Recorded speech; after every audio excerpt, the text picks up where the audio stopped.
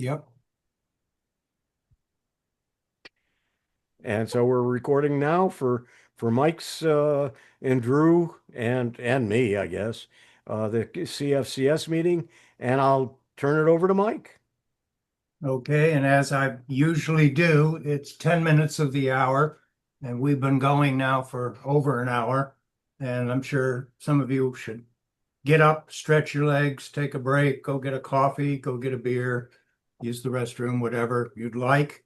We'll keep the mic open, and Huey and or Drew or whoever would like to will direct traffic. And just again, a little social session for about the next 7 minutes. We'll start on the hour, Okay.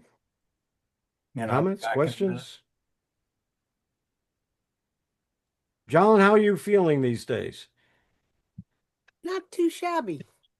You're looking good. You lost I, some weight and you're keeping it off. well, medically induced weight loss, yes. Um, Hmm. it's been 18 months and 100 pounds. Wow, that's great. And I have a recumbent trike coming. It's at the bike doctor's right now, being fine-tuned, and I should have it next week to get back out, get my legs strong again. Because I learned that you don't only lose weight, you lose muscle mass. Hmm. And then I have friends who've loaned me their I have 2 pound weights. I have some resistance bands and instructions on how to use them, and I've started that. So I'm in the process of slowly rebuilding the strength now that everything else has gone away. Good for you. Yeah, oh, and the other really nice thing is I am a recovering diabetic. I'm no longer shooting insulin. I'm no longer taking an oral medication. It's just the Mounjaro, which is what helped with the weight loss. That's fantastic. It's I'm blown away. I'm blown away. That it worked without side effects for me. I feel very lucky because I know some Yeah, people I've known some people who have have not been done so it and it it couldn't. just had Yeah. troubles from then on. Now they could Yeah, just do it with type 1. yeah. Both of my nieces I'm type 2, took so medication, and one lost weight and one didn't. Two interesting. sisters, only a couple of years apart from each other, and the same medication worked Ah, for one but not for the other. And I, I've had type 1 for the last 50 years. yeah, that's a whole different. Mm. Yeah. It's still called diabetes, but it's almost like an entirely different disease. It is, and there's more than just the two. I mean, there's Yeah, like yeah, there's the third one, and I think which is there's five. I mean, I was listening to about it the other day, and well, but at least I can't get the third one. that's good. So, yeah, but I The can see. third one is if you're pregnant. Oh, that's right. I Yeah. had forgotten about that one. That is something, but I just feel very lucky. I did need to switch to Ozempic for 1 month, and I was terribly nauseous on Ozempic. I have not had any difficulties, other than I haven't been hungry for a year and a half, which is not me at all. So it's worked, and I'm comfortable with it. And Do you monitor your blood sugar? daily, I do it every 5 minutes. well, It's amazing the technology oh that's my God, going into uh, using AI and medicine.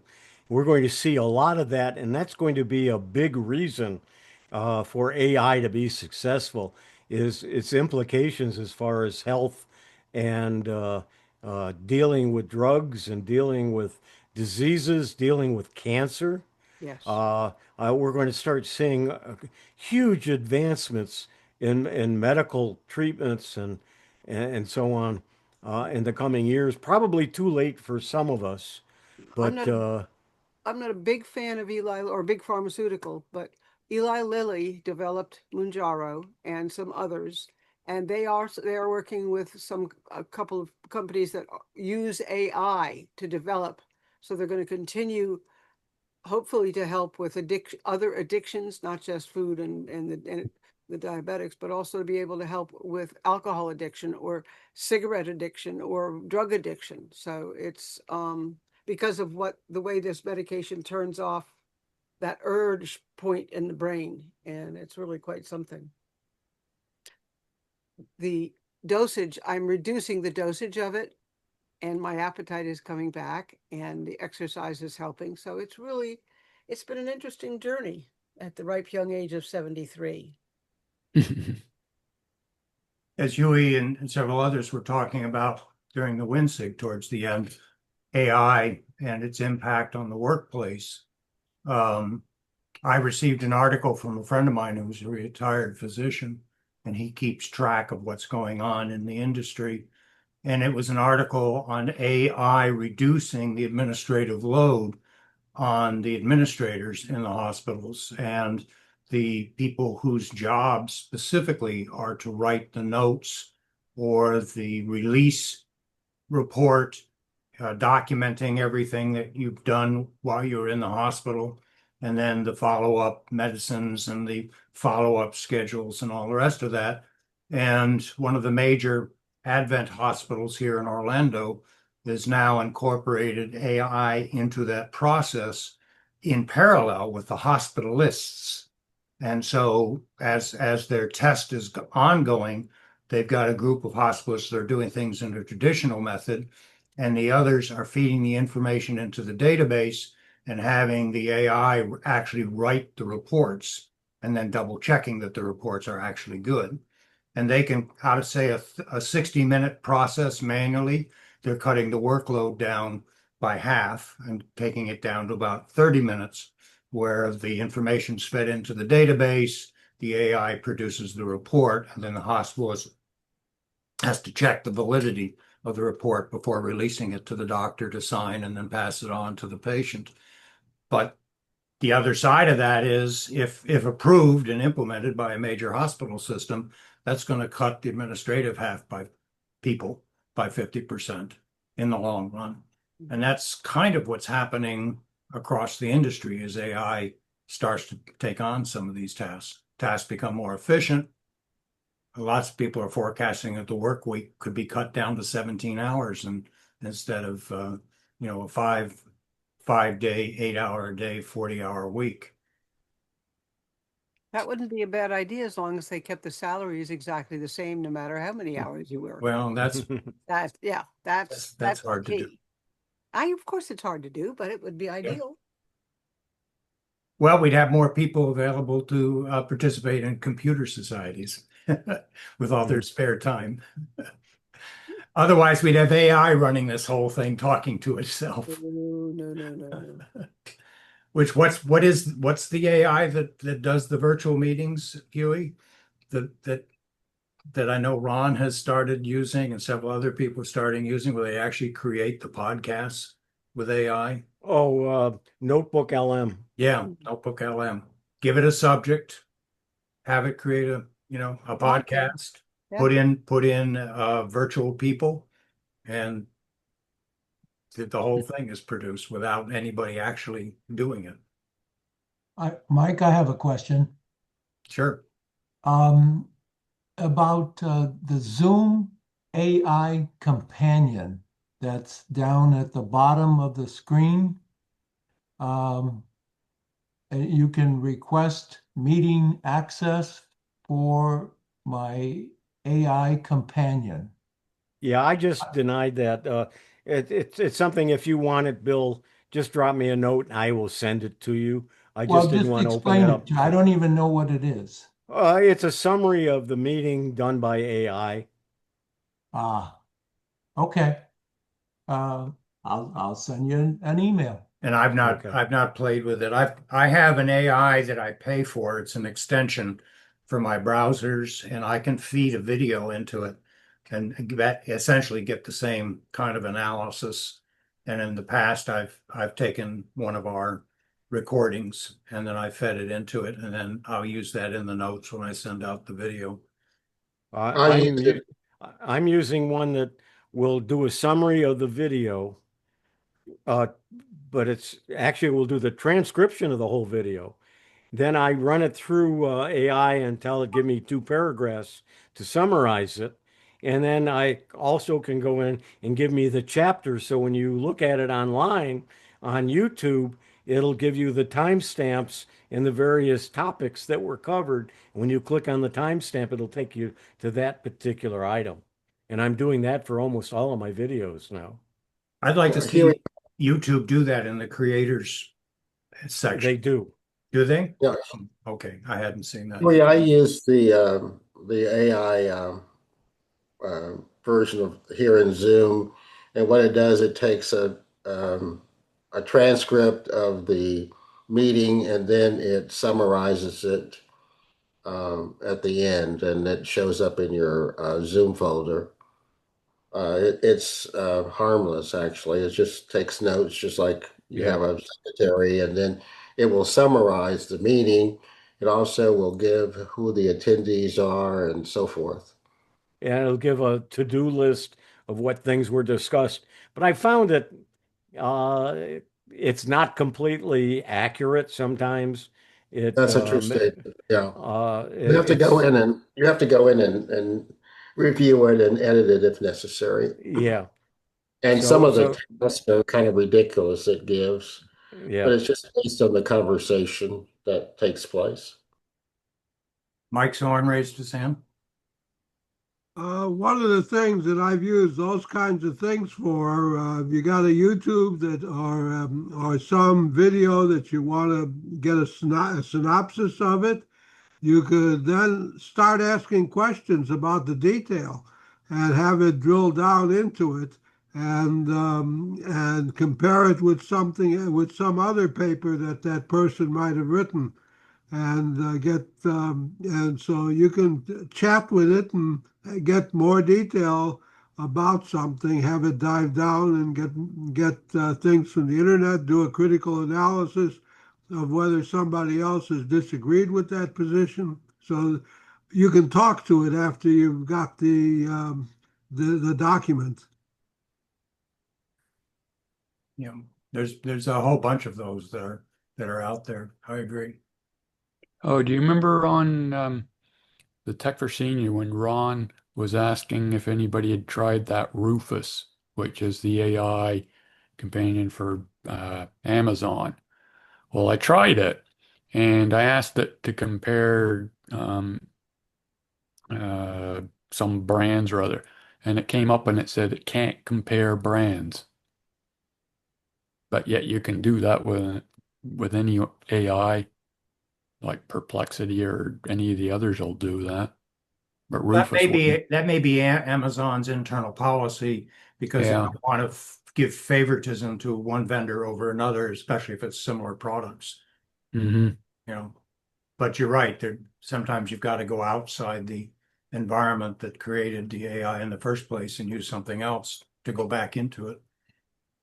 Let me just quickly, Which is kind of what you'd want it to do, but you end up having to use something else to do that anyway.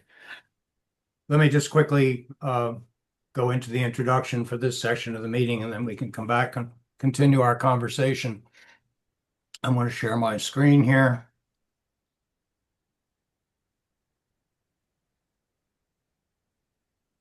So this is the Central Florida Computer Society. We are now a social club. We've migrated from being a user group. It's actually been a year and a half in the process since we dissolved our corporation and turned our user group into a social club.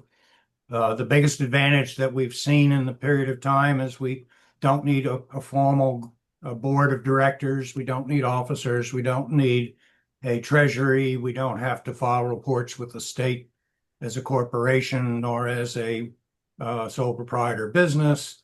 And we don't have to file with the IRS. So a lot of administrative responsibilities have been taken off our back. And we're just focused on you, those of you who visit us and those of you who consider themselves quote unquote members. On your screen, you're looking at what we call a landing page. Let me just get this off there we go. And it's, even though it's a web page, it's basically most of this doesn't change. It's just resources for the Computer Society And we give links to the things that we are doing. For example, for our social media, we use the social media platform called Discord. And if you're new to learning about Discord, it was originally created by gamers, but now there's literally thousands, if not hundreds of thousands of servers out there supporting all kinds of social groups. You name it, it's out there. Even the American Legion, which I'm a member of, has a Discord up. And I know Huey's, and a whole bunch of them that he checks on a regular basis. So we structured our Discord around the old-fashioned BBS, where we can have events, which right now it's saying, hey, there's an event going on. Our social meeting is running. We have information about our BBS, if you will, what it is, what the channels are, how you use it, that sort of thing. And it's in our announcements channel. And then it's organized by activities of the social group and by organizations that regularly support us. APCUG, even the Chicago Computer Society has a channel on here with lots of interesting posts. Our friends, the Geeks on Tour, have an interesting channel where we try to keep up with their posts from around the world. We filter off and put operating systems in their own area. So if you want to learn about Android, there's Android information, there's Apple information, Linux information, Windows information, and then 40 or 50 subject matter channels. So we've got books and manuals, we have cloud storage, electronic commerce, you name it. If you literally had time that you're just trying to kill and wanted to browse tech stuff, it's probably here somewhere. And if after going around through all of this, you find a subject that's not covered, all you have to do is send me a message or post it in the admin section and say, hey, I'd like to have a section on so-and-so. And it takes one of us a few minutes to add it in. And we even get some humorous stuff in our off-topic conversations. So people that like to have some of the political posts or the posts that are just funny, like this caught my attention today, the difference between what a lighter is and an Apple branded lighter just caught my attention and it got posted here. So we have a few people posting humorous stuff on here.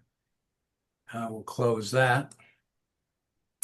And the link to Huey's CFCS Doug Windows Special Interest Group. Huey mentioned that he maintains huey.net, which has all the information on it. But if you also want to get invites, you obviously got an invite because you're on this week's Zoom conference, but maybe you want to pass it on to your user group or pass an email on to your friends.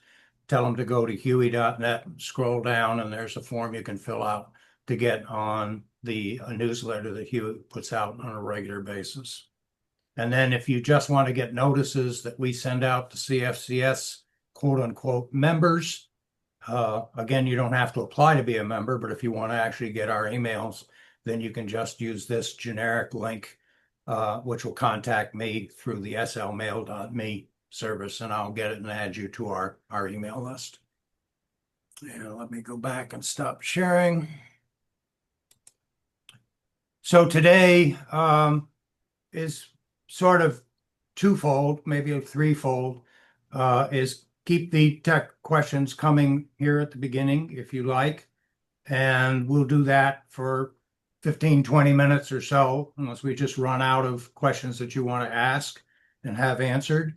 And then for those that are remaining, we will let each of you that would like to feature something that you're doing tech-wise and have been doing, say, for the last month that you just like to share with us. And I know a couple people have been talking about doing that. So I will see if someone wants to raise their hand and kick it off with another question or a subject you'd like to talk about. The floor is open. Yes, Diane. I just wanted a little bit more explanation. I know I could look it up, but I want your opinion of Google Lens. You know, I used it to translate some German, but what other things does it do?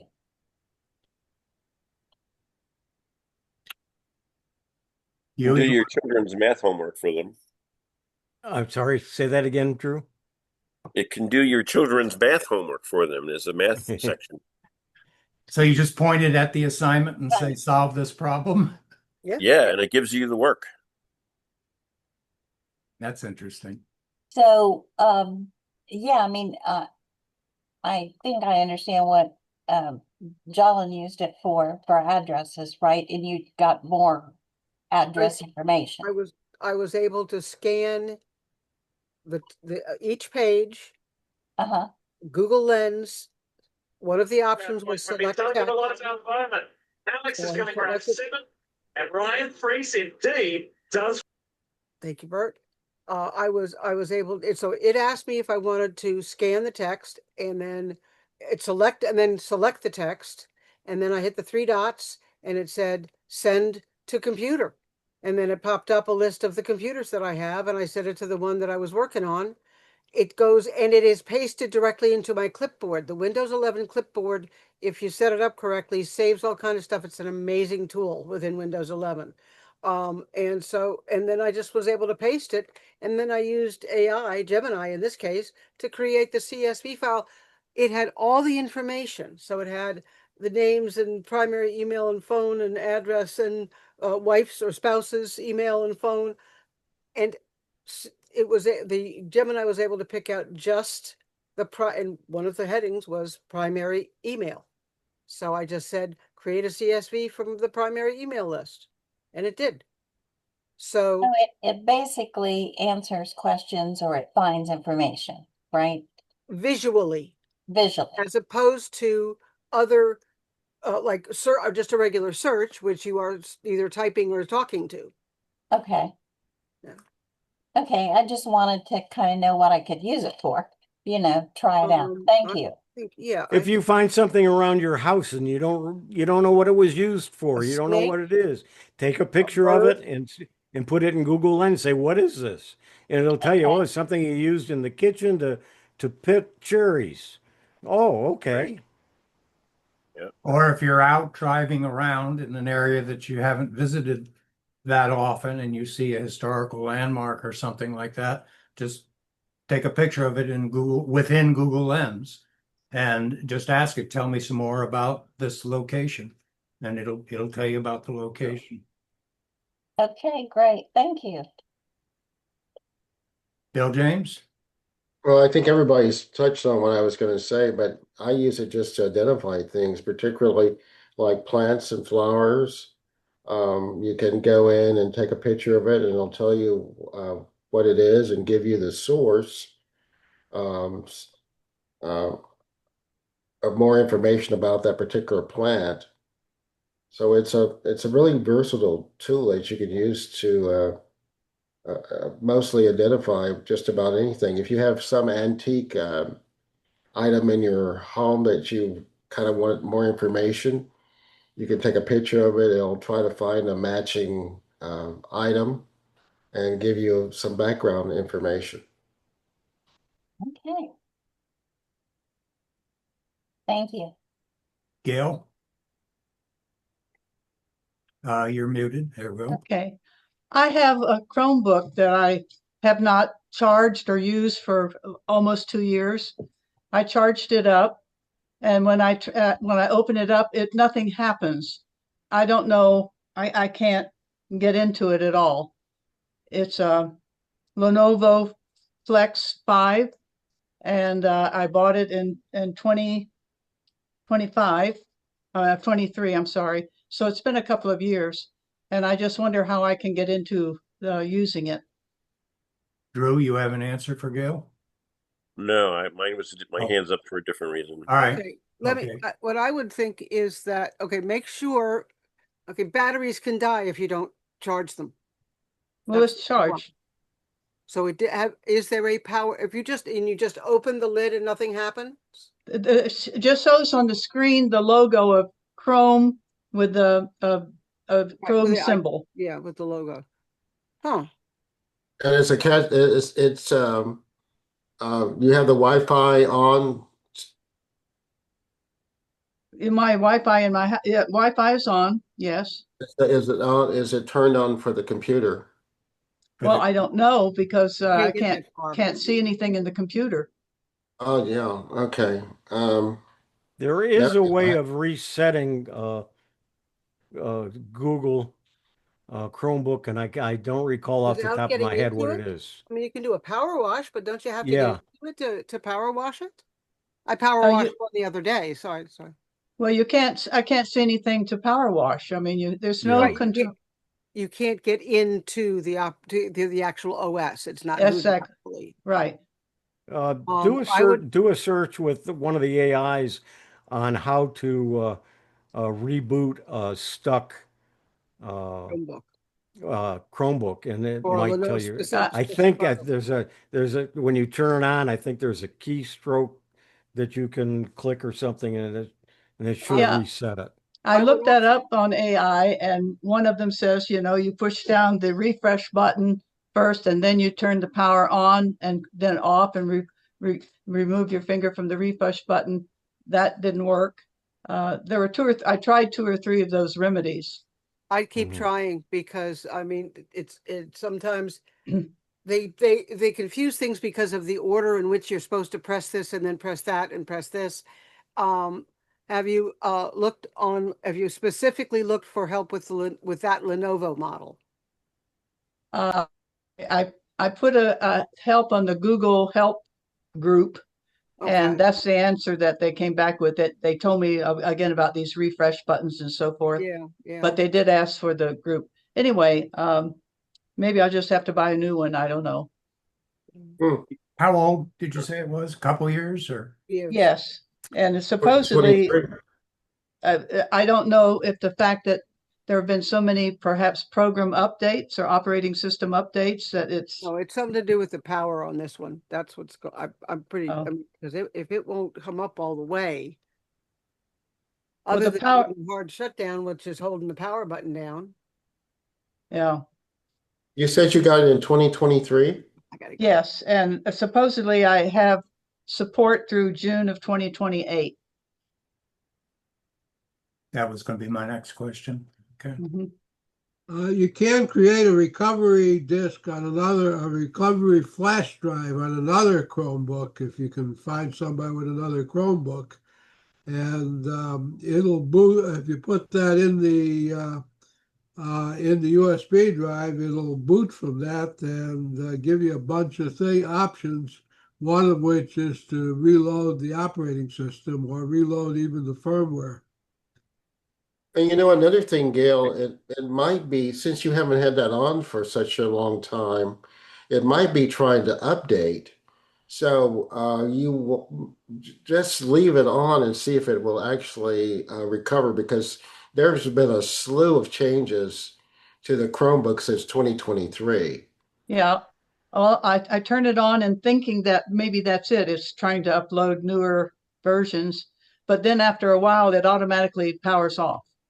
Okay, okay. Well, anyway, thank you. I will continue to I try think to. Lenovo might be your best bet, is to Mm, contact them yeah. and Okay. before you go out and buy a new one. All right. Thank you very much. Drew, you were next.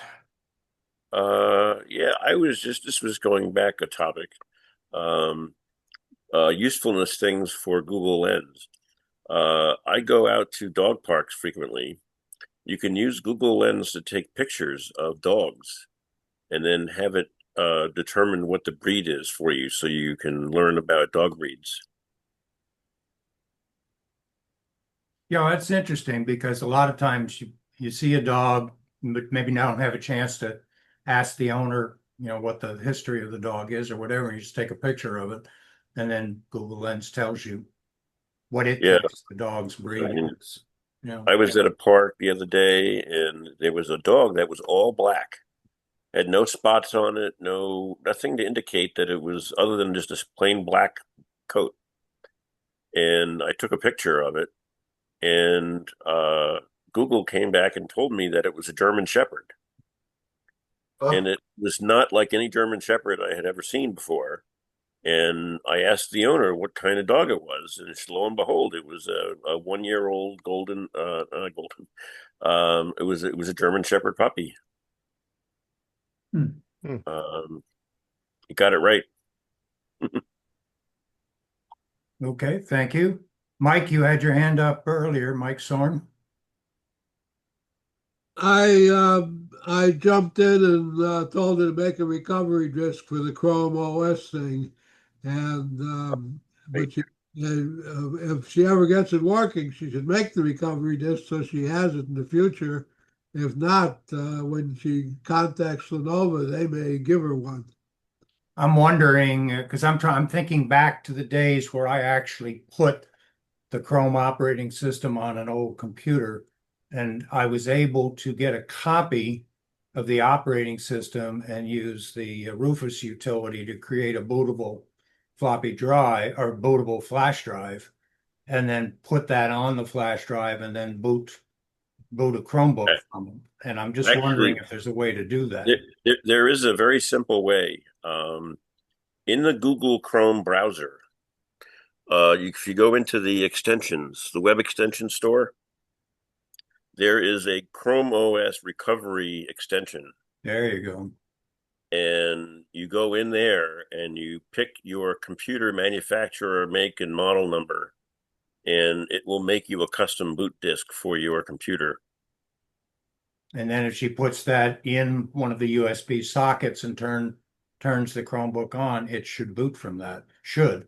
Yeah, and then you can restore your Chromebook from the flash drive. So there's a thing to give a try, Gail.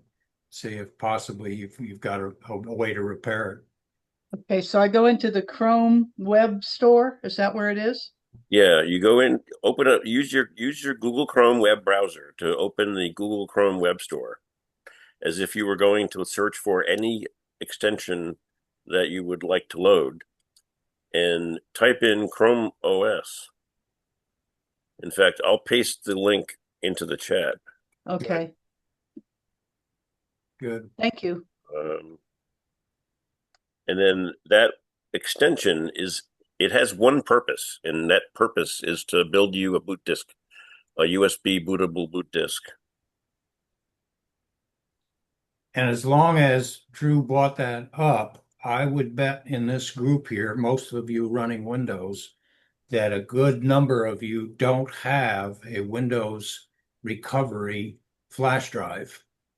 And this is not a backup. This is a troubleshooting flash drive. And it will many times, if you're going through a troubleshooter or having troubles booting, or you've got bare iron and you've restored an image and it just won't boot, this will let you repair an installation or actually recover an installation of Windows on your computer without having to have the actual installation media, which you can also download if you've got another computer. But Rufus will do that as a utility.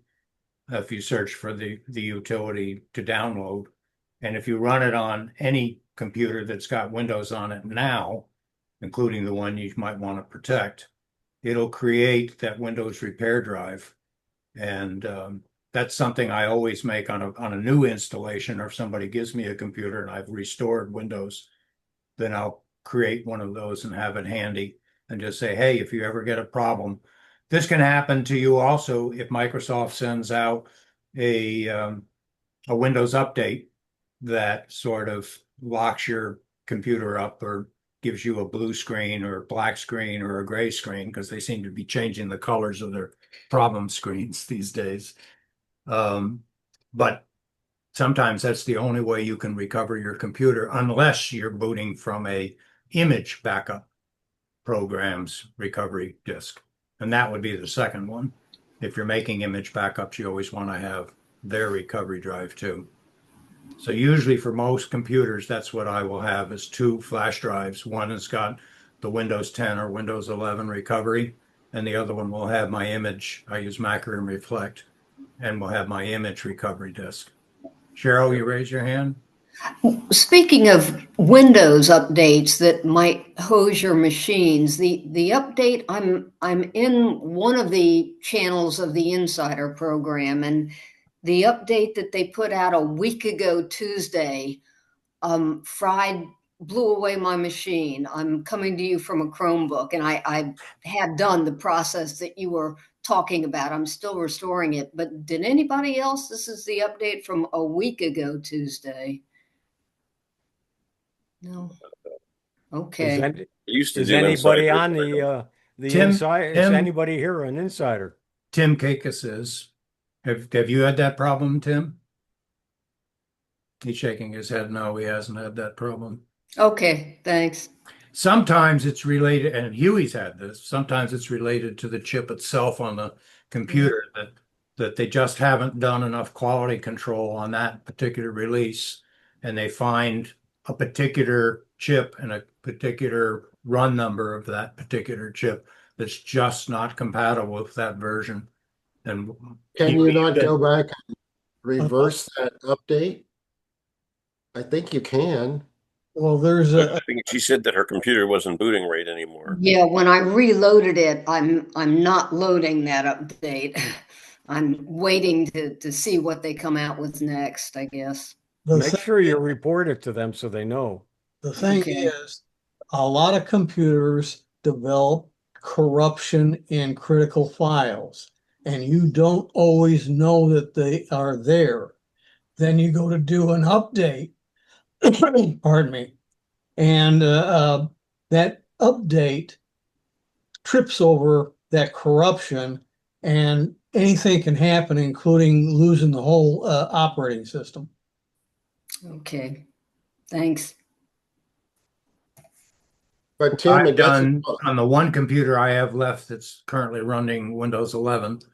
I use it only for gaming and nothing else. And I've actually run a utility that turns off my updates, which I know they say don't do because you might miss a security update.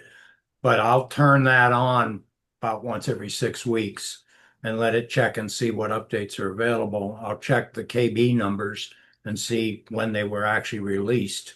And then if it's something that was released, say a month ago, and has not had something that fixes something that came out a month ago, I'll let it do an update and then I turn it off again. I'm gonna start hesitating on them now for sure. Thank you all. Okay. Any other help desk type questions? All right. I'll start our little round robin. If you think of something you'd like to share with everybody, we'll just go over the list or we'll just open it up and see if there's something you'd like to talk about.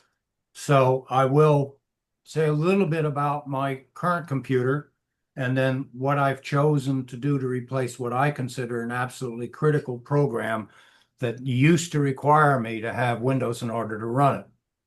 So I have a mini computer. Actually, I have two of them now. And the mini computer had some problems with the Linux version that I put on.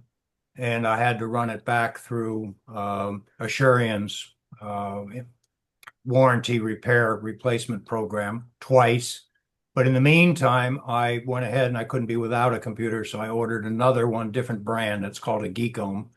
I know Bob G, who isn't with us today, also went with Geekom for these mini computers and really like it. So my critical program that I just absolutely had to run was Quicken. And I've been running Quicken since 1984, I guess, back when it was running off of the Apple II. And everything's on it. Historical, financial things, business files for my wife's business and my business. And I just had to have access to it. My first way of doing it was to actually put a virtual Windows machine on my Linux computer, boot up into it, running Windows 10, and then run Quicken. But I really didn't want to keep doing that. So along the way, I found a program called Crossover. Crossover, many people who have Macs know about it because it lets you run Windows on a Mac machine. And they developed Crossover to allow you to put a feature called bubbles. Think of them as small virtual machines on any Linux distribution. Download the necessary Windows DLLs and settings and so on for any particular program that they consider supported and run it under Linux. And so on my previous version of Linux on my GeekOhm, I put crossover on it, and I'm going to be doing a presentation for APCUG in September showing how that is an alternative for people that do want to migrate to Linux but still have to run Windows applications. Well, along the way, I kept keeping track with what was going on with Quicken, and I'm going to share my screen. And you will see I am on the Quicken website.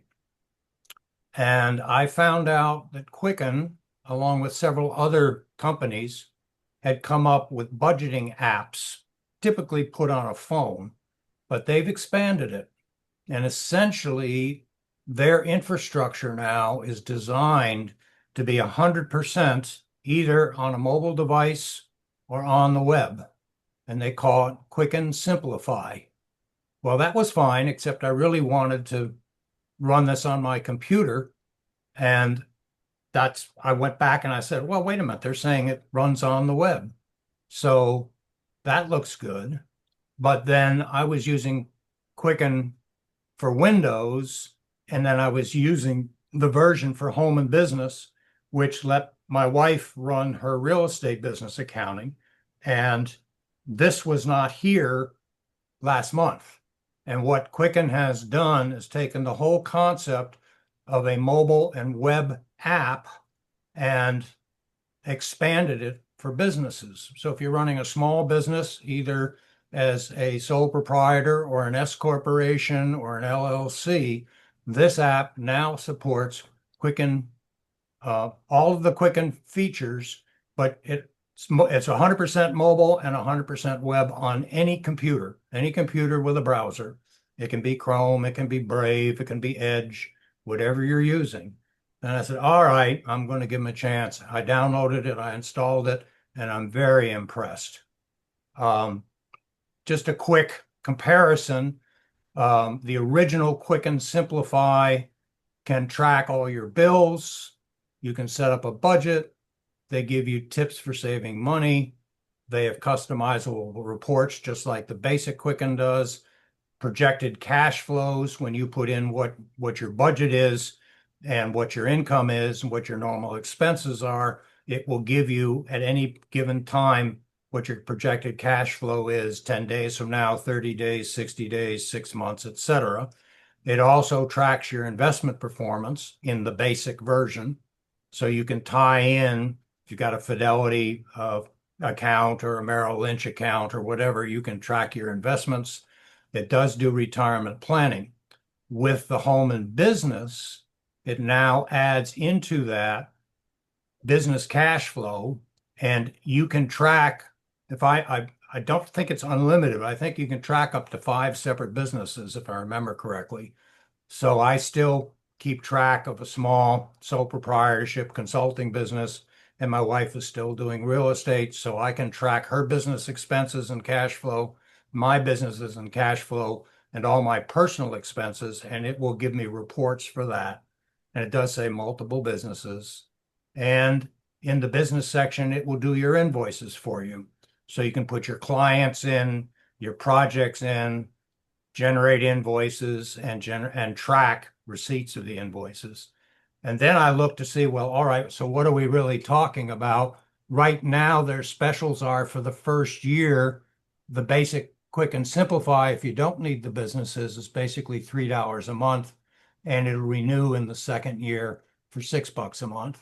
And if you want the home and business, it's $4 a month, and renew for $8 a month in the second year and subsequent.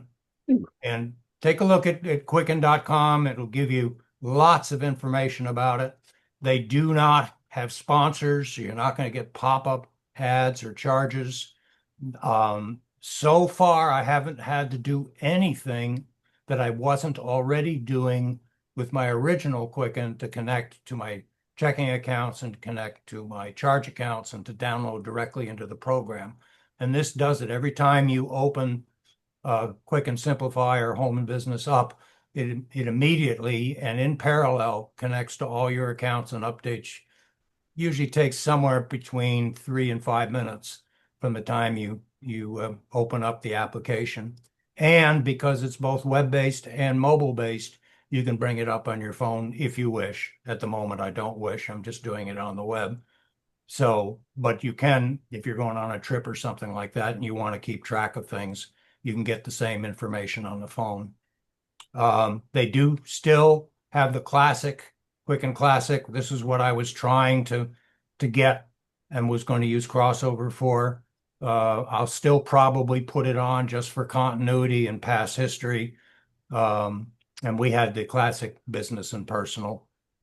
And they changed their business model. It used to be, you used to buy the software. Now it's an annual fee anyway. And I looked at the cost of doing this and I said, well, okay, the costs are basically the same.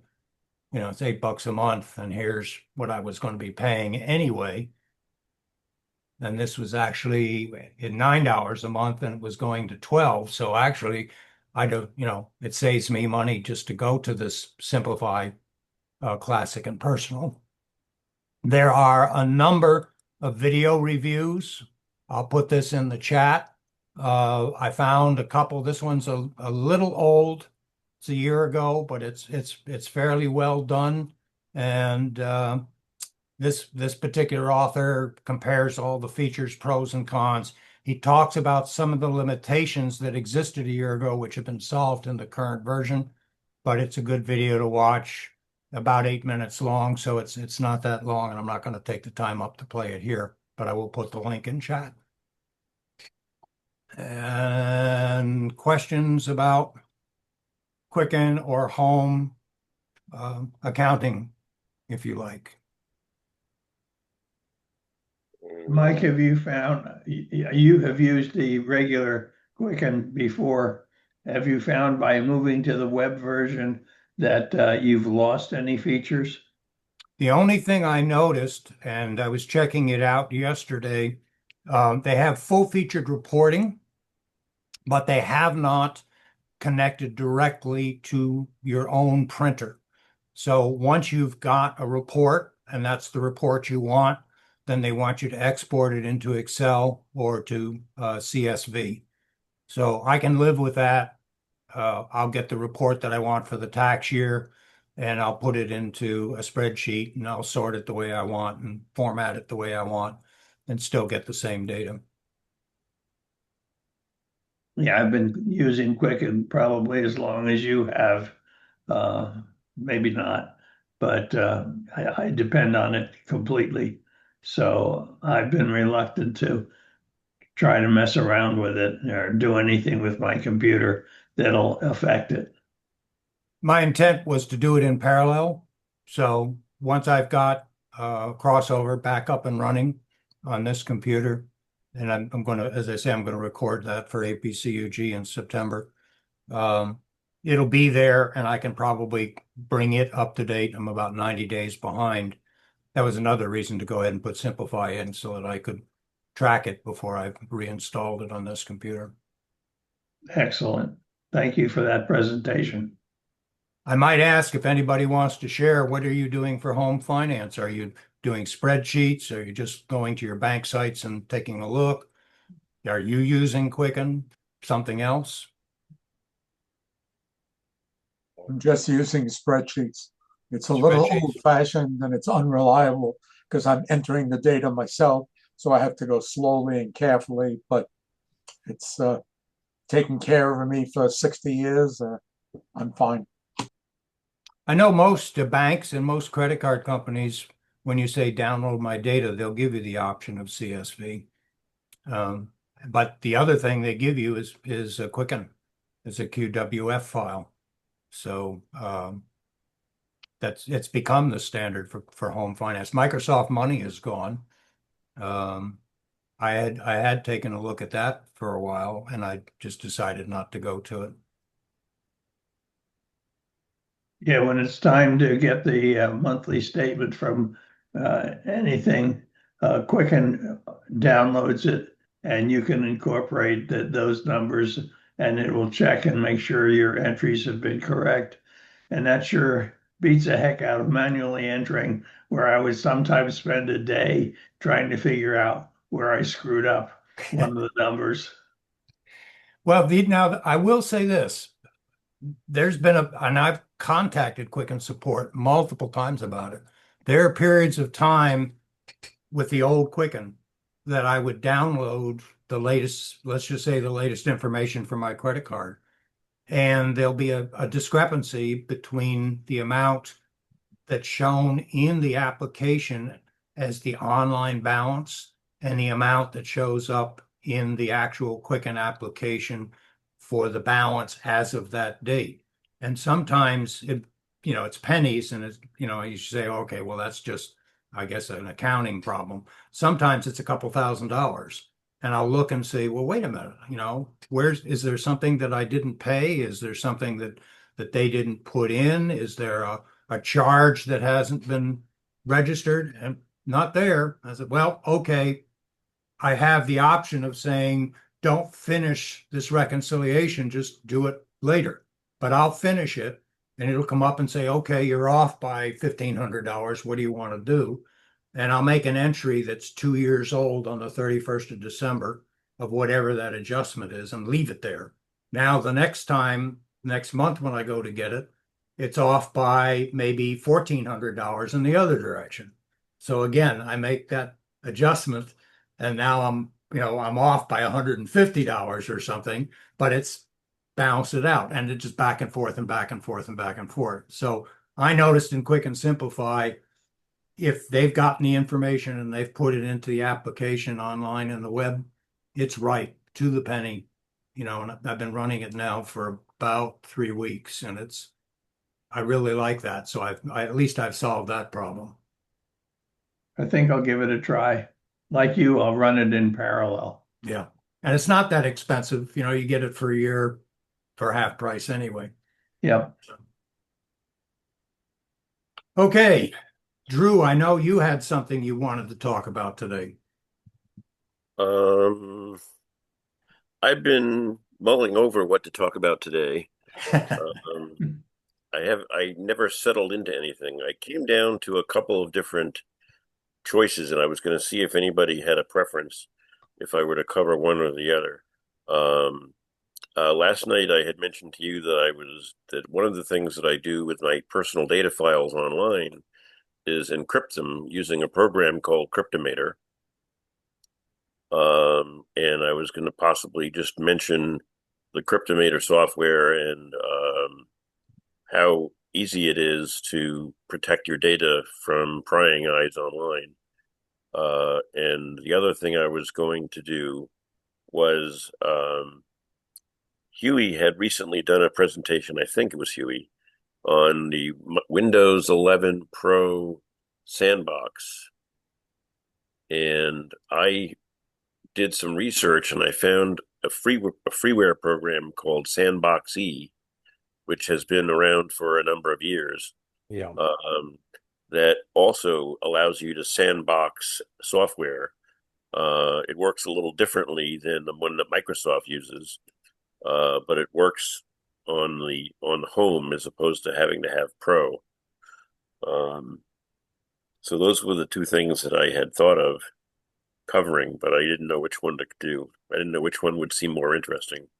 Mike, we did Sandboxy many years ago, and I think several of us used it. The Sandbox IE, the IE stands for Internet Explorer. That's how old it is.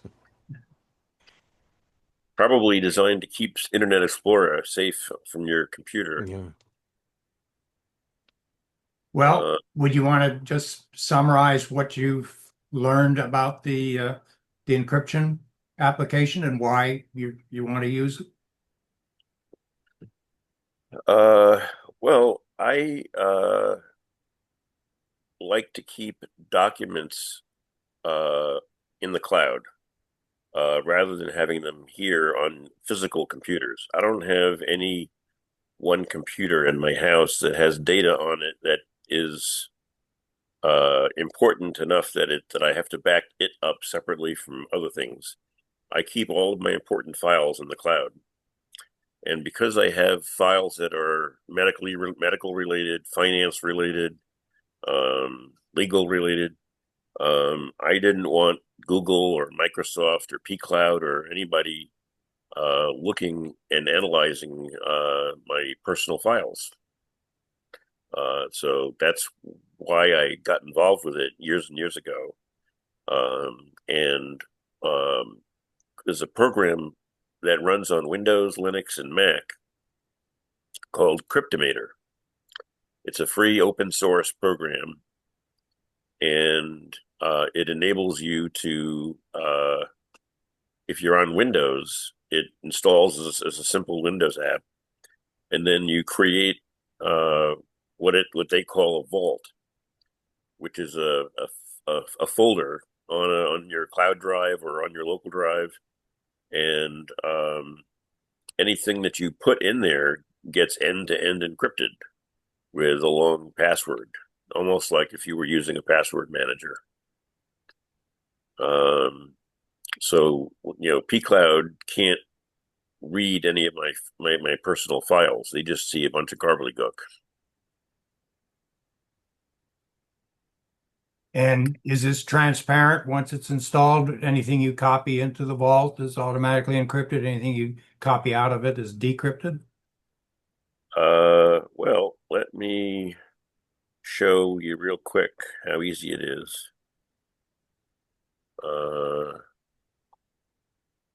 Why did this end up over here? Put that over here. Good. If I go into Cryptomator,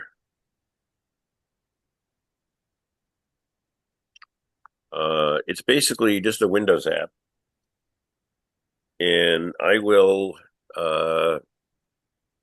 click on this is a sample, a test vault that I have, and you can see that it's loaded. This is on my Dropbox account, and I will click on unlock, and it wants the password for the vault. So I'll put that in.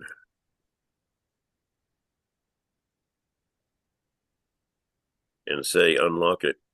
And it says unlock successful. And now its contents in the vault is now accessible over its mount point. And the mount point is E, according to what it tells me right here. So I can say reveal the drive. And here is what's in the vault. This is just a test vault, so there's not much in here. But this is the welcome file that they give you when you when you have a new vault, and then I just threw a file in. So drive E is my data that is encrypted. So if I were to look at the original location for these files, they wouldn't be like this. They would be all encrypted. So there's nothing that you need to do other than unlock the vault, and then treat your files, your private data, as just regular data. And it stores itself inside a vault rather than being exposed to the cloud provider. And that's about all there is to it. You basically, from the very beginning, you click on the plus sign here, and you would say create a new vault. And I'll give it a vault name, CFCS test. And I'll say next. And I can decide where I want it to go. If I don't want to use Dropbox anymore, so I'll choose a custom location, and then I can pick that location. So if I decide that I want to put it on my pCloud drive, I'll put it over here and say new folder and call it CFCS demo, and say select the folder, next, and next. And now I need to give it a password.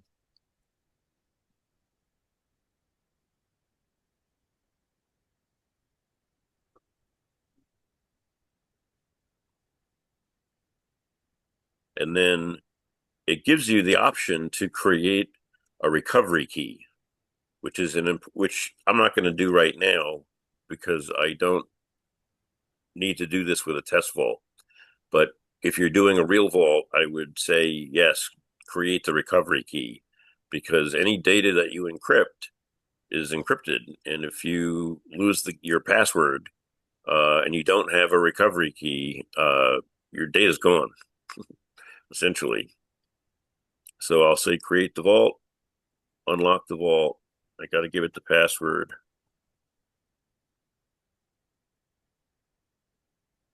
And now it mounted it automatically on drive F.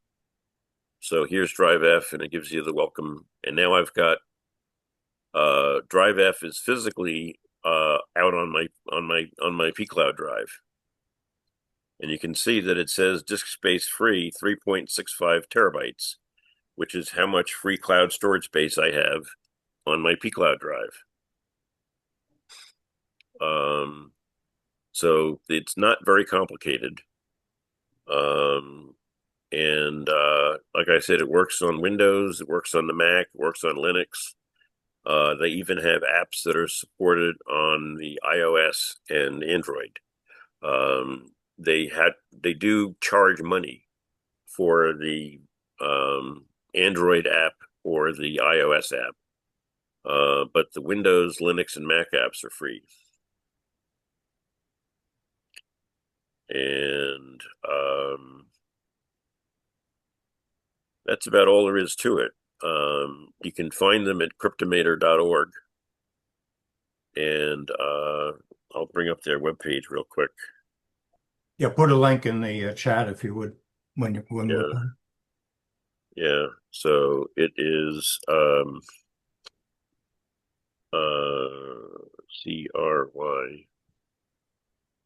cryptomator.org, and I'll throw that in the chat.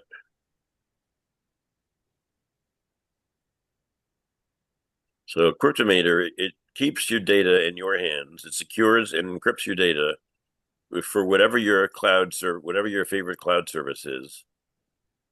And I use the individual plan, and you don't pay for anything. And this is a very well-known product. It's safe, it's secure. I'm a volunteer support person on their support forum. So if you do ever have a question and you post it on the forum, there's a good possibility I'll be the one answering your question. And does anybody have any questions about encryption? I noticed two things. First of all, pCloud does have as a feature, and I think it's paid users. Maybe it's just any user, but yeah, they have a crypto folder option, but it's right. $150, I think. Yeah, and I was very disappointed that it didn't do it on the fly. I had to put stuff in there and then encrypt it and then take stuff out and decrypt it and so on. So just the fact that you put this vault on pCloud, which put it up in the cloud, and then you just drag something into the vault and it encrypted it for you, and you pull it out of the vault and it's decrypted. That's great. Yeah, that's essentially how it works. So if I were to bring up my P drive,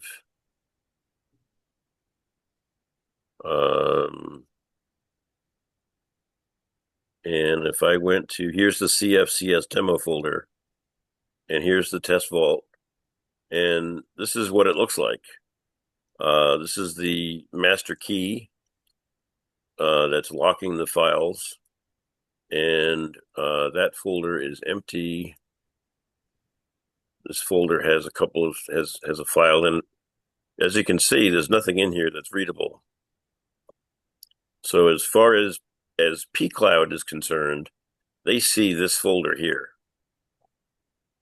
Anything that I put into my vault is stored in underneath C and D. And I don't know where, I don't care where. You're not supposed to look at it here anyway. This is all encrypted files. So if you're using this on for pCloud, you just wouldn't use drive P to store your files. You would use drive S or T or whatever else you wanted to pick for your pCloud drive. And then anything that you put in there is end-to-end encrypted. And it's especially useful for products that don't offer encryption, like Google and Microsoft.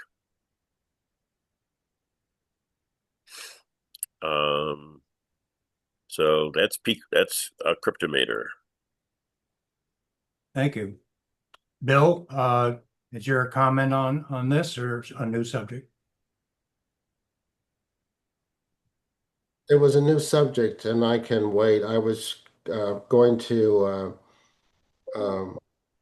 talk about what I found out about the difference between Office 365 Copilot and Office 365, but that can wait. Okay.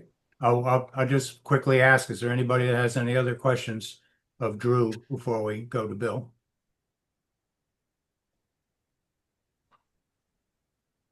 Okay, Bill, you're on. Okay. I don't know how many of you actually subscribe to Office 365, but I do, and I made an assumption that Office 365 Copilot that appears in the taskbar was the same. When I installed a new computer a few weeks ago, I found that was the only icon on my taskbar. It said Office 365 Copilot. And I'm going to share my screen so you can see what I'm talking about. Mike, you probably have to give me permission to do that. Huey will have to do it. Would you give him Yep. permission, Huey? Oh, wait a minute. Or Allow. I don't think as co-host we can do it. Maybe we can. I'm not sure. I'm Done. trying. It's done. He can. Okay, you got it, Bill. Okay. And I encourage people to correct me because I was a little bit surprised by what I found. But anyways, let me get out of this. Close some of these things. Okay, so can everyone see my taskbar? Yes. Yes. Okay. So you'll notice that this icon right here says Microsoft 365 Copilot. And when you click on this, you get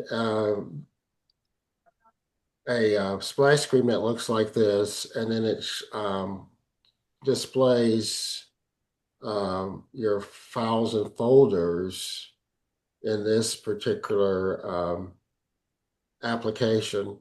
And to my surprise, that I found that this was actually web-based. And at the time, this was all I had installed on my new computer. So when I clicked on to form a new document, hopefully this is not going to, let me make sure this is going to work differently. Let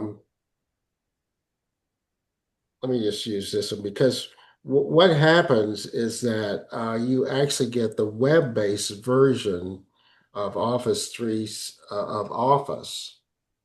And it wasn't until I actually went to the Microsoft Store and downloaded the actual client-based versions of Office that I was able to get the desktop version. And I don't know if anybody else has experienced this, but I discovered it when I was trying to save my documents on this computer it wouldn't allow me to, I had no access to my, my hard drive. I only could save it to OneDrive, which at the time I didn't really want to do. So what I'm trying to see here, so if I create a new document, see if this will, I think this is going to show differently.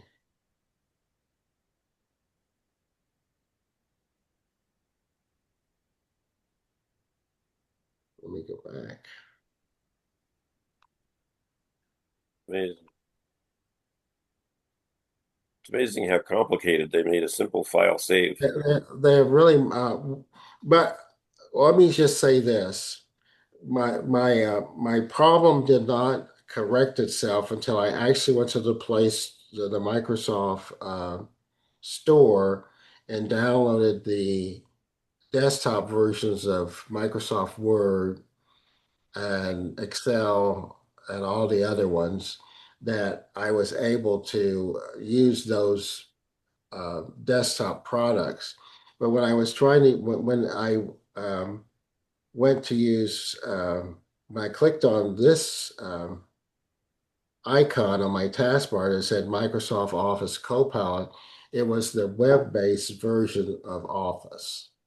I guess that's the point I'm trying to make, that if you happen to install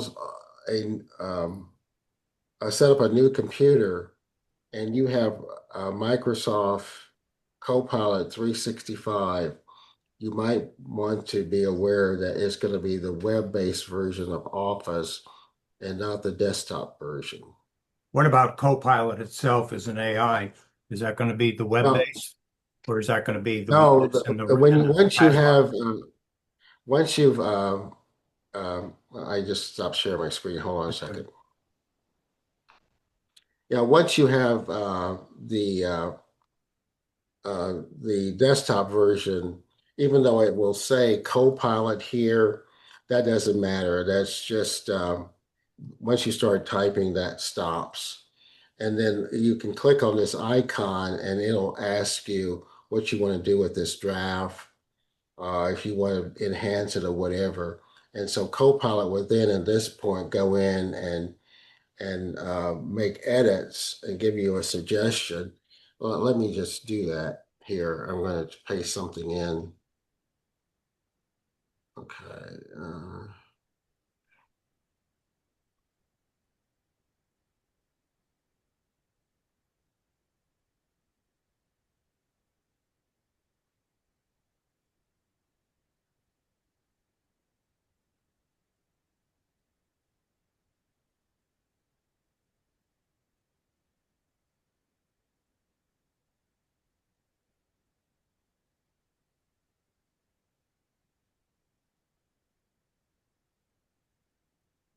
Okay, so here,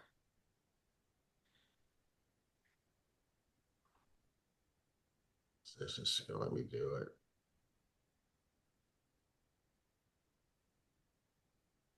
Maybe I didn't.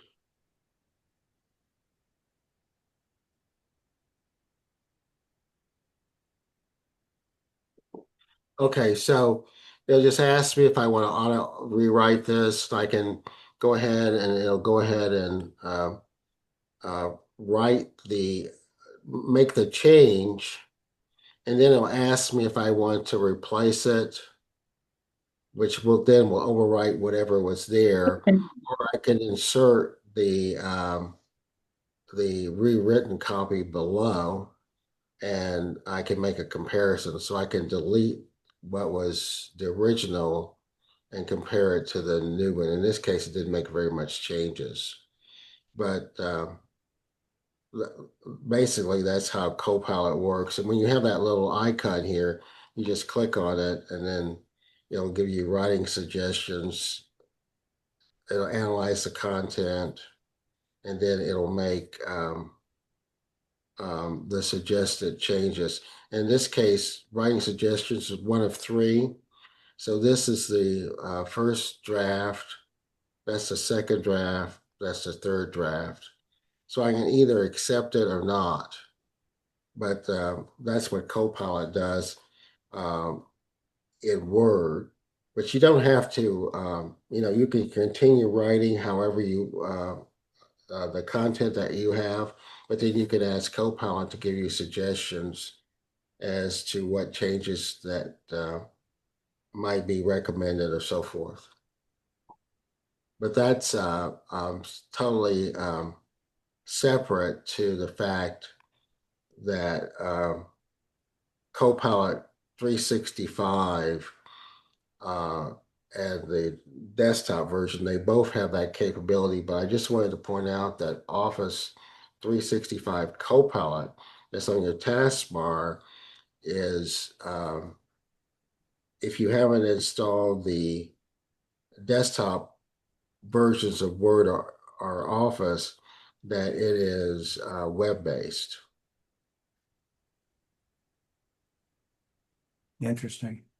I hope I haven't The other side of the coin is if you decide if you don't have a license at the present time, and you decide whether you're running Windows or Linux or Mac for that matter, and you still want to use the basic capabilities of Word, PowerPoint, Excel, and so on, the online versions are free, and a lot of people don't realize that.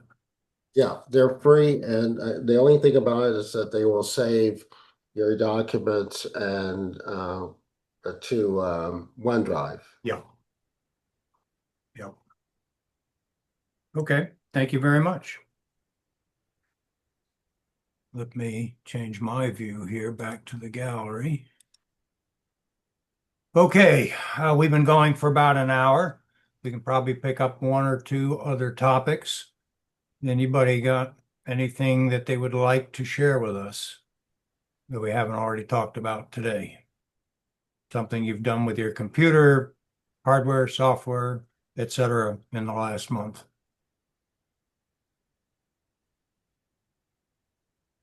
Or you've got a question that you didn't ask earlier that you'd like to ask. Yes, Dick.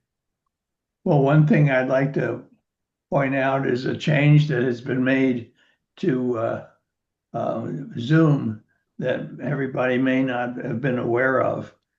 If you go up into the upper right-hand corner, and you'll see a topic called View. If you click on that, you now have the capability of sorting the gallery. I often have the gallery view open on my one screen, and you can now sort it by name or entry time. And that can be useful if you're trying to locate somebody's face on the gallery. So you can sort it by first or last name. Just thought I'd point that out. And I just did it as you were talking in the speaker view. And I think that's the way it'll show up on the recording. And I'm just going down the list of what else is available. So you've got the speaker view, the gallery view, the sort gallery by, you can change the theme. And right now I'm classic, so I haven't tried looking at other things, bloom, agave, and rose. You can actually set a meeting wallpaper, different, interesting. And since I'm a co-host, it says I can hide my self view and I can hide non-video participants. And Bill James just changed the meeting wallpaper. That's interesting. Yeah, because we made him a co-host. Right. So interesting. Yeah. Okay, I'll go back to the gallery. Thank you. That meeting wallpaper. Yep. Sorry about that. No, that's all right. We see the co-host can do it, but it all depends on. So it's different view is different than whether you're a host, co-host, or just a participant. Yeah. Diane. I was just going to say in response to Bill James, I have the paid version of Microsoft 365. And when I open that little icon, it's just giving me Copilot. It's not opening the online version, but I had to sign in, I can open that and I have to sign in with my login. So then I can use the online version, and in the paid version, every app that you open in the paid version has the Copilot icon up at the top. So I didn't know if you wanted me to respond on that or not, but that's the way my screen looks. Yeah. Does Thank anybody you. want to take a guess on whether or not Microsoft 365 Copilot is using your locally installed neural processor, or is it doing it all in the cloud? That's a good question. Well, if you have I guess if you have a machine that has the neural processor installed, I don't know. the only How do you tell if it's being used? it only is well, all the newer PCs have to have the neural processor installed. They're designated as being Copilot PCs. The other Copilot Plus PCs, that kind of thing. Yeah, Yeah, so there are that may be the case with the newer, more souped up. or the other ones is that the Intel Ultras are AI processors. If you don't have an Ultra processor, then you don't have the neural processor installed. And So like there are two icons for Copilot. There's the Copilot 365 and just Copilot. And you can have both of them on your taskbar and they'll open up the different versions. that's a true statement. Yeah, the Office 365 Copilot is the one that has the Office products where Copilot is enabled, and then Copilot is just the AI version uh, for general use, like Chat GPT or one of the other AI um, products. But the newer processor is only in PCs that are designated as having that chip installed. And the ones like the Intel Ultras have the newer processor. The ones that are just, say for instance, on this particular processor I have on this new PC, it's an i9, but it's just an i9 plain. But if it was an i9 Ultra, then it would have a neural processor. That's my Plus the Qualcomm PCs that they're selling and the Qualcomm processors, yeah, also. Yeah. So the only way, well, at least from a observational standpoint, if you had the neural processor, um, is I guess to compare the speed of doing something, and then is it even a user accessible setting somehow to turn the processing on or off, and it might be totally transparent to the user, and you just get the impression that if it's a complex thing that you're asking Copilot to do, it runs faster on a Copilot PC than it does on a standard PC. Well, what you could do is pour a glass of water on your router and see if the app still works.